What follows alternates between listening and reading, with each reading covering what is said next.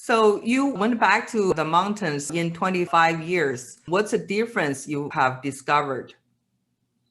Well, first of all, there are a lot more hermits. Mm-hmm. Like when I visited the Zhongnan Mountains just south of Xi'an, in that one area that I where I walked into the mountains, Mm-hmm. um, I estimated there were about 200 hermits. Mm-hmm.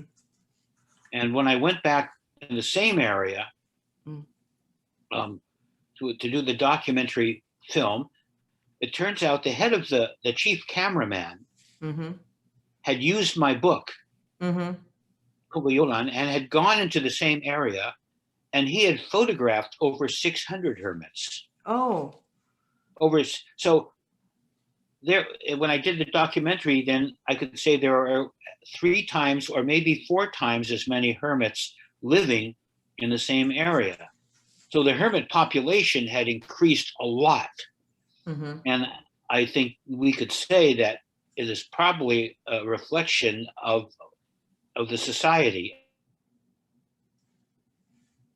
For example, when I did when I interviewed hermits in 1889, Mm-hmm. um, you could say Chinese society was a rather poor society. Just Yes. most people were just had a hard time just getting by. Yes. Well, nowadays people don't getting food is not the biggest priority. Mm-hmm. Maybe the biggest priority maybe now is getting an education. Mm-hmm. But in any case, there now food is not a problem. So Mm-hmm. you see a lot more people who don't have that problem, and they've had some education, and they think that what they're seeing in society is not satisfying them, and they need something more, and Mm-hmm. so they turn to a spiritual life. Mm-hmm. And so you've seen a lot more Buddhists and a lot more Taoists going into the mountains. And these people, again, as I said before, they're much more highly educated Mm-hmm. than the people who went into the mountains in the past. They're there because you might say they are turning their backs on what they see in society. They're Mm-hmm. not turning their backs on society, but they're turning their backs on what they see in Mm-hmm. society, on the Yes. quest and dominance of this quest for money. Um, Mm. So and so I've seen more and more those kind of people are in the mountains practicing. So they're uh, they're better educated. Lots of young men, lots of graduates of Beijing University, mm-hmm. for example, high education, Mm-hmm. but they want something more than education now. Yes. And also, I think, and they prefer being a hermit to be in a temple is also because nowadays temples receive a lot of money. Yeah, well, again, you cannot become a hermit. You cannot have a successful life as a hermit if you have not lived with the master for some time. Mm-hmm. You have to have the undergraduate degree. You Mm-hmm. have to have a good practice. Mm-hmm. And so you need to have a place where you get that practice. And usually that practice was in a Taoist temple Mm-hmm. or in a Buddhist monastery. Mm-hmm. The one problem you see more and more of in China is that the monasteries have become so wealthy Mm-hmm. um, that they are not necessarily good places to practice. Mm-hmm.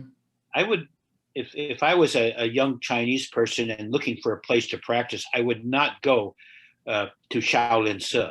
I would Mm-hmm. not go to or I would not go to Foguangshan in Taiwan.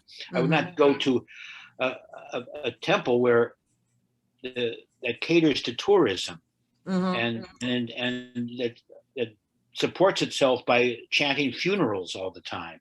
Yes. And so um, that's the biggest problem I see for young people today is where did they get the basic training? Well, again, you need to find a good teacher and find Yes. a place where that teacher is. And if if if that teacher is in one of these big temples, that's going to be a problem because you're going to have many distractions. Yes. People are going to be watching television at night. They're trying to live in two worlds at once, and that's always that drags down your spiritual life when that happens. Yes. So talking about teachers, can you tell me about the 师徒关系 you observe? Because the 师徒关系 is very important in Chinese culture. We value filial piety, which we are not only loyal to our parents, we're also loyal to our teachers, regard the teachers as very important part of our life. Teachers are mentors. This has not changed. Uh-huh. Usually when you just begin, one of the nice aspects of China, developed by the Zen school, Mm-hmm. was this a place in a temple called the Ketang, Mm-hmm. the guest hall. Yes. If you were a Buddhist monk or a Taoist priest, Mm-hmm. whether you're a female or male, doesn't matter. You had the right, if you came to this temple, you have the right to stay there for 3 nights Mm-hmm. by just going to the Ketang. They can't say no, Mm-hmm. unless they really don't have any room. So it gave you the opportunity in the past to travel around China looking for your teacher. Yes. 云游. You didn't exactly, because it's very important to have this relationship, to find your father, to find your mother, Mm. um, because you don't know who your Buddhist. You have a teacher, obviously, but to find a teacher who can take you further, you may have to do some traveling and visit other temples. And so, by having this institution, the Ketang, it gives you the right to do some traveling in China, to find a teacher who's the right person for you, and then to establish this relation, because it is, as you said, it's the key to the Chinese spiritual path, is the relationship between the teacher and the disciple, and it Yes. still exists. It So still is. they live as pairs, they live together as hermits. Yes, with yes and no, not men, but Mm. women. Mm. Um, I'd say 80%, 90% of all the women hermits I have met all live as pairs, and it is always master disciple, Mm-hmm. Shifu Dizi. But it's very rare for men to live together. If they, and sometimes they do, but if they do, it's a xiongdi. Mm-hmm. It says two brother disciples who Mm. are disciples of the same master, but the master's not there anymore. But see, the thing about it is you don't become a hermit if you have not uh, already studied with a Shifu. And so to become a hermit, as I said, is going to Yenjo school. It's Mm-hmm. going to be is into a graduate school. Mm-hmm. So the men hermits usually live alone. I And the see. reason women hermits live in pairs isn't because it doesn't understand much. Mm. It's because of safety. Yes. It's unsafe in China, Yes. as it would be in America, for a woman to live alone in the mountains. Yes. And so that's why they almost always live in pairs.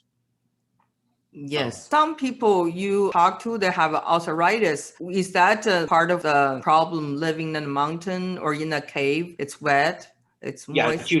it's usually from living in the caves, Mm-hmm. in a stone environment, like at Huashan. I Mm-hmm. met a number of hermits in Huashan who had arthritis. It usually is not a result of living in a hut in a maopeng, Mm-hmm. because everybody who lives in a maopeng has a kang, Mm-hmm. an oven bed, Yes. and so they can keep heat in their bodies. They don't. Yes. Their bodies, the knees, and their hips do not absorb moisture the way Yes. they do in a cave. You mentioned that there are bats in the cave. So how safe is it to live in a cave? Well, they're bats, but bats normally don't hurt people. Mm-hmm. I've never heard of people worrying about the bats. Mm-hmm. I see.